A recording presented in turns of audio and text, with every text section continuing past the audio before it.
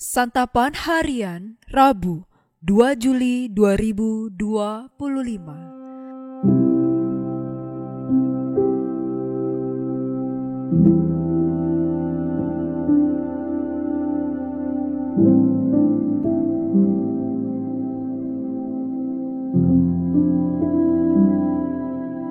Inilah program Santapan Harian, sebuah program yang mengajak Anda menelusuri isi Alkitab, agar Anda menemukan makna firman Tuhan sesuai dengan konteksnya.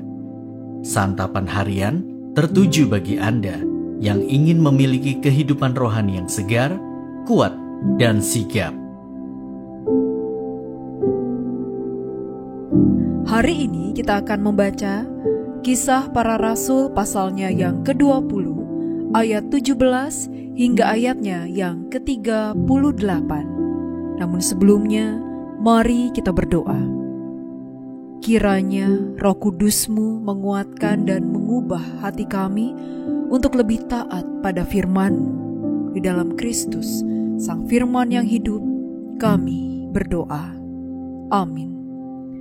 Kisah Para Rasul 20 ayat 17-38. Dari Miletus ia mengirim pesan ke Efesus untuk meminta para penatua jemaat datang ke Miletus. Sesudah mereka datang, berkatalah ia kepada mereka, "Kamu tahu bagaimana aku hidup senantiasa di antara kamu sejak hari pertama aku tiba di Asia ini. Dengan segala kerendahan hati aku melayani Tuhan.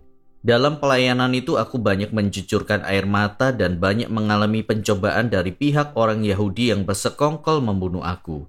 Sungguh pun demikian, aku tidak pernah lalai melakukan apa yang berguna bagi kamu. Semua kuberitakan dan kuajarkan kepada kamu, baik di depan umum maupun dalam perkumpulan di rumah-rumah. Aku senantiasa bersaksi kepada orang-orang Yahudi dan orang-orang Yunani, supaya mereka bertobat kepada Allah dan percaya kepada Tuhan kita, Yesus. Sekarang sebagai tawanan roh aku pergi ke Yerusalem, dan aku tidak tahu apa yang akan terjadi atas diriku di situ. Selain yang dinyatakan Roh Kudus dari kota ke kota kepadaku, bahwa penjara dan sengsara menunggu aku. Tetapi aku tidak menghiraukan nyawaku sedikit pun, asalkan aku dapat mencapai garis akhir dan menyelesaikan pelayanan yang kuterima oleh Tuhan Yesus kepadaku untuk bersaksi tentang Injil anugerah Allah. Sekarang aku tahu bahwa kamu tidak akan melihat mukaku lagi, kamu sekalian yang telah kukunjungi untuk memberitakan kerajaan Allah. Sebab itu pada hari ini aku bersaksi kepadamu bahwa aku bersih dari darah siapapun juga. Sebab aku tidak lalai memberitakan seluruh maksud Allah kepadamu. Jagalah dirimu dan jagalah seluruh kawanan, karena kamulah yang ditetapkan Roh Kudus menjadi pengawas untuk menggembalakan jemaat Allah yang diperolehnya dengan darahnya sendiri. Aku tahu bahwa sesudah aku pergi, serigala-serigala yang ganas akan masuk ke tengah-tengah kamu, dan tidak akan menyayangkan kawanan itu. Bahkan dari antara kamu sendiri akan muncul beberapa orang yang dengan ajaran palsu berusaha menarik murid-murid supaya mengikut mereka. Sebab itu berjaga-jagalah dan ingatlah bahwa selama 3 tahun, siang malam aku tanpa henti-hentinya menasihati kamu masing-masing dengan mencucurkan air mata.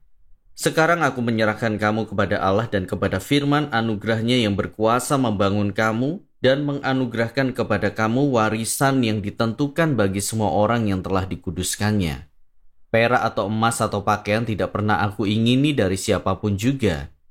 Kamu sendiri tahu bahwa dengan tanganku sendiri aku telah bekerja untuk memenuhi keperluanku dan keperluan kawan-kawan seperjalananku. Dalam segala sesuatu telah kuberikan contoh kepada kamu, bahwa dengan bekerja keras begini kita harus membantu orang-orang yang lemah dan harus mengingat perkataan Tuhan Yesus. Sebab ia sendiri telah mengatakan, lebih berbahagia memberi daripada menerima. Sesudah mengucapkan kata-kata itu, Paulus berlutut dan berdoa bersama mereka semua.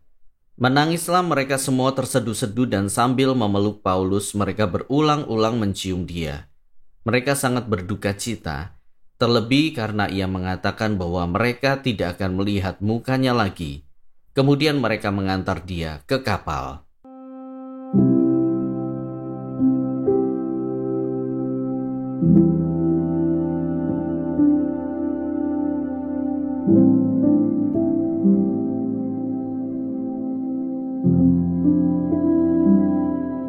sahabat Satapan Harian, apa yang menjadi seorang pemimpin berhasil? Apakah kepopulerannya yang begitu dominan atau kehebatannya yang tiada tergantikan? Tentu saja tidak.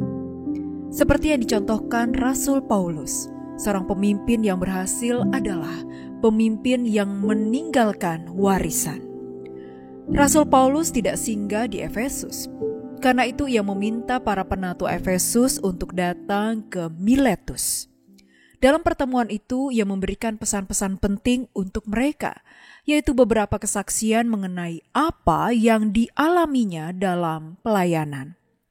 Ia telah mencucurkan banyak air mata karena pelayanan, namun ia tak pernah melalaikan tugasnya, yakni setia mengajar dan memberitakan Injil.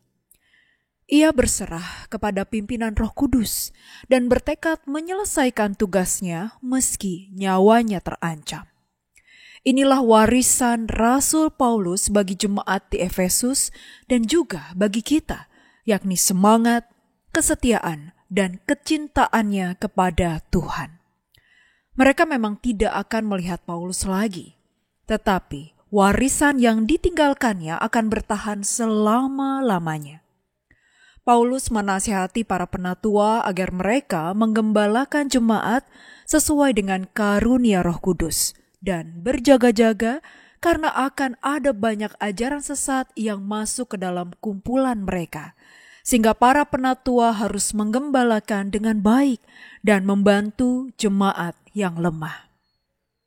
Pelayanan yang dilakukan oleh Paulus menuntutnya untuk selalu berpindah tempat, sehingga ia tidak bisa menjadi aktor utama seolah-olah hanya dia yang hebat. Siapa yang seharusnya berperan penting adalah jemaat Efesus itu sendiri. Merekalah yang harus meneruskan pelayanan. Jadi, pemimpin yang baik bukanlah dia yang fungsinya tidak tergantikan, melainkan dia yang melakukan semua fungsinya dengan sebaik-baiknya, lalu meninggalkan warisan semangat, kesetiaan, dan kecintaannya kepada Tuhan, kepada generasi berikutnya. Bagaimana warisan semangat, kesetiaan, dan kecintaan kita kepada Tuhan untuk penerus kita? Mari kita berdoa. Bapa Surgawi, tolonglah kami untuk meneruskan kepada sesama akan kasih, cinta, kepedulian, dan perhatian seperti yang Engkau tunjukkan kepada kami. Di dalam nama-Mu, Yesus Kristus, kami memohon. Amin.